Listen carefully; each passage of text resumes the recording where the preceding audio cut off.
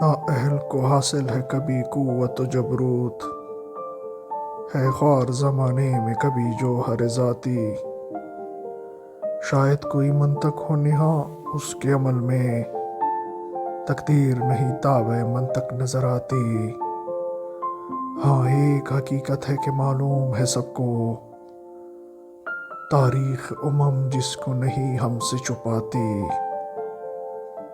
ہر لحظہ قوموں کے عمل پر نظر اس کی، پراں سے فتح تیغ دبے کر نظر اس کی۔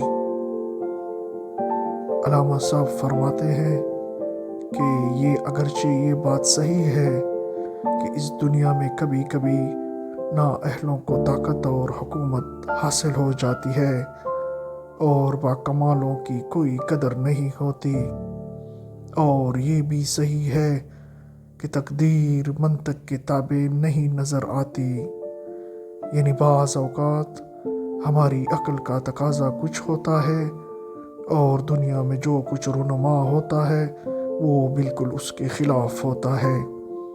لیکن ایک حقیقت ایسی ہے جو ہر اس شے کے سامنے واضح ہے جو قوموں کی تاریخ کا مطالعہ کرے، اور وہ یہ ہے کہ تقدیر قوموں کے عمل پر نظر رکھتی ہے، اور اس کی نظر نہایت تیز ہے، ایسی تیز ہے جیسے تلوار کی دھار۔ اور تاریخ سے ہم کو یہ معلوم ہوتا ہے کہ جو قومیں فطرت کے قوانین کی پابندی کرتی ہیں وہ ترقی کرتی ہیں، اور جو قومیں نافرمانی کرتی ہیں وہ مٹ جاتی ہیں۔ یعنی فطرت افراد کے گناہوں کو تو کبھی کبھی معاف بھی کر دیتی ہے، لیکن ملت کے گناہوں کو معاف نہیں کرتی۔ اس خیال کو اقبال نے یوں بیان کیا ہے: فطرت افراد سے غماز تو کر لیتی ہے، نہیں کرتی ہے ملت کے گناہوں کو معاف۔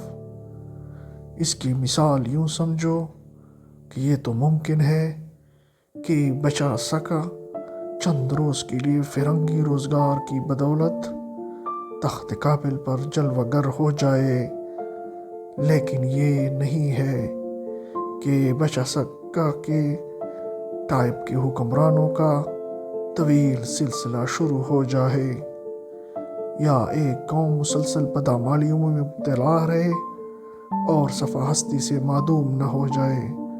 چنانچہ عاد اور ثمود کی مثالیں ہمارے سامنے موجود ہیں، اور انشاءاللہ اب انگریزوں کی باری ہے۔